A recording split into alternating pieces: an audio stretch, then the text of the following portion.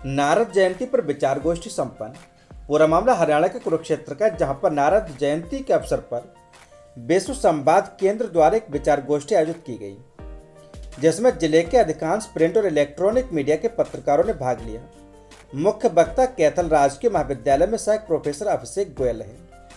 उन्होंने नारद जयंती को उपलक्ष्य में कहा कि देवर्षि नारद विश्व के प्रथम संचारक माने जाते हैं।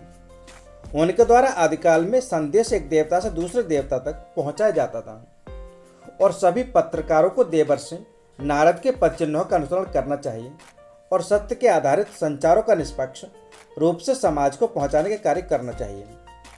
मीडिया में काम करने के इच्छुक हजारों छात्रों लगन और जज्बे से काम करना होगा, ताकि उन्हें नेताओं की चाकरी और पुलिस थानों में दलाली न करनी पड़े।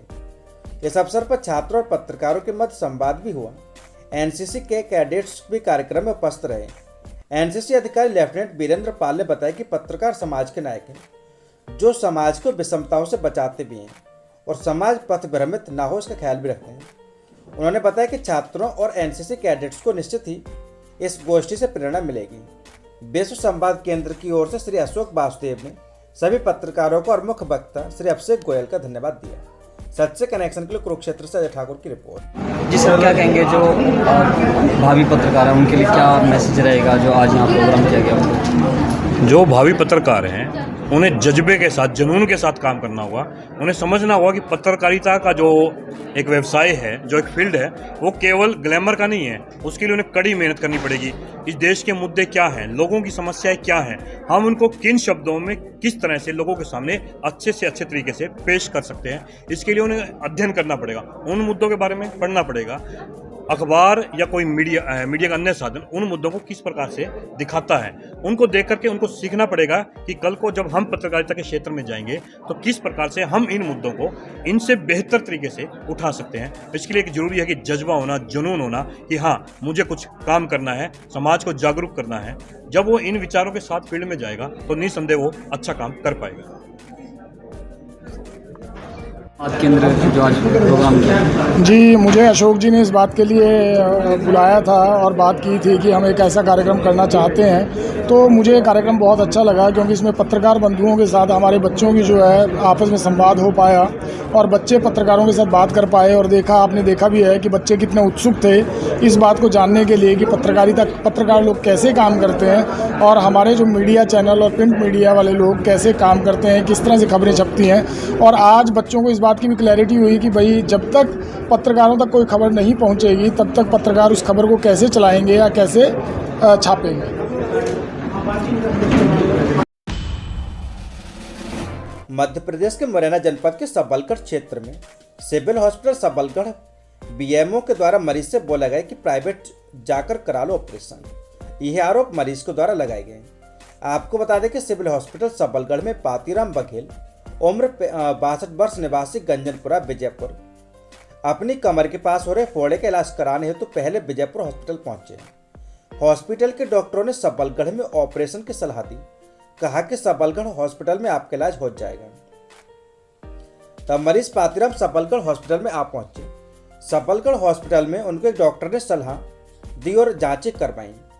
जांचें जब उन्होंने डॉक्टर को दिखाई तो सबलगढ़ बीएमओ मरीज से बोले कि आप प्राइवेट हॉस्पिटल में जाकर इलाज करा लो। ये कहकर मरीज को हॉस्पिटल से बाहर भिजवा दिया। सिविल हॉस्पिटल सबलगढ़ में ऑपरेशन करने के लिए डॉक्टर शरद शर्मा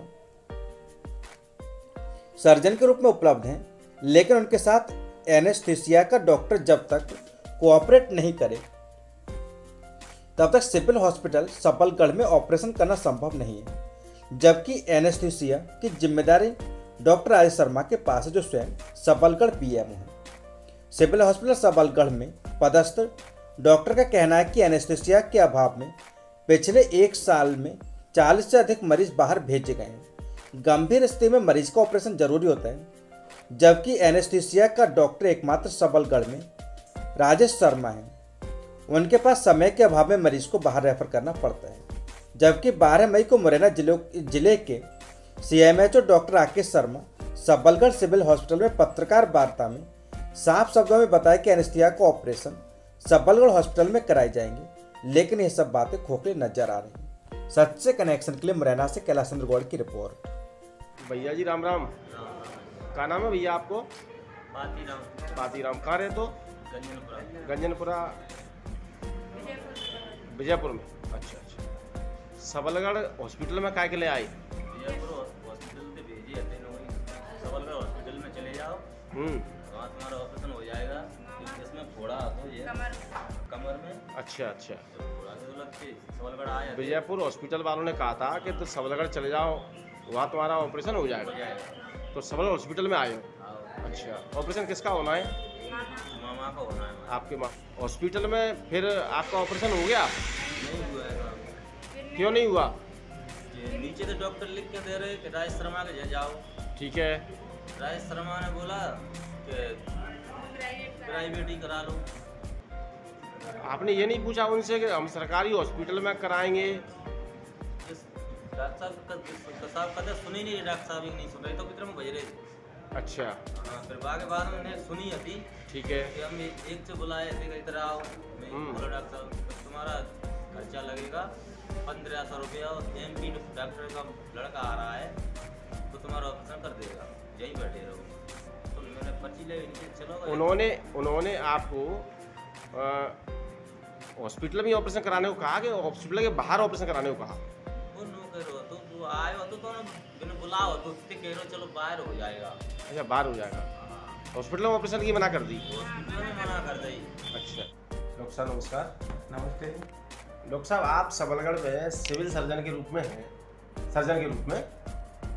अभी एक मरीज हमें मिला था, वो ये कह रहा था कि मेरा सिविल हॉस्पिटल सबलगढ़ में ऑपरेशन नहीं हुआ, मुझसे BMO साहब ने ये कह दिया कि प्राइवेट में करा लो।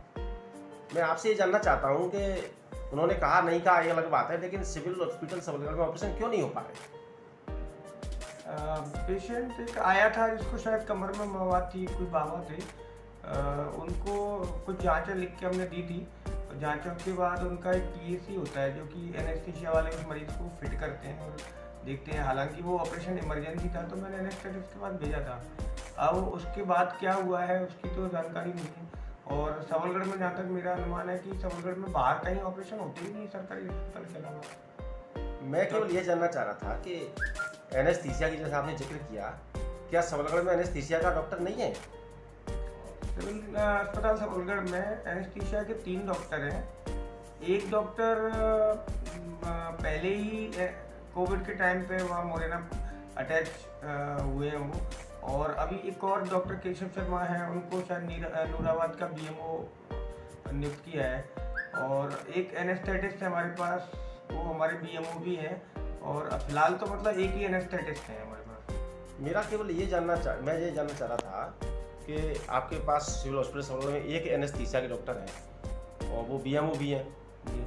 पिछले 2 साल में या 6 महीने में, 1 साल में ऐसे कितने ऑपरेशन आपने किए जिसमें एनेस्थीसिया भी लगा, ऑपरेशन भी आपने किए? कितने ऑपरेशन हो गए ऐसे? मतलब ज़्यादातर तो ये परेशानी हर बार ही आ रही है कि मतलब मुझे ही लोकल एनेस्थीसिया में या तो केस करने पड़ रहे हैं, नहीं तो मरीज को एनेस्थीसिया के अभाव में मुरैना या कहीं बाहर रेफर करना पड़ता है। बाकी यहाँ 3 बड़े दुर्भाग्य की बात है कि 3 एनेस्थेटिस्ट के होते हुए यहाँ पे ऑपरेशन नहीं हो पा रहे हैं। और कई बार एनेस्थीसिया के अभाव में ऐसा हुआ है कि पेशेंट रेफर करना पड़ा है। इसके लिए मैंने CMHO साहब से भी कुछ दिन पहले बात हुई थी, तो उन्होंने कहा था कि अगर ऐसी कोई बात है तो मैं मुरैना से एनेस्थेटिस्ट भिजवा दिया करूँगा। लेकिन जब इमरजेंसी कोई ऑपरेशन की बात आती तो फिर ऐसे में एनेस्थेटिस्ट का आना पॉसिबल नहीं हो पाता।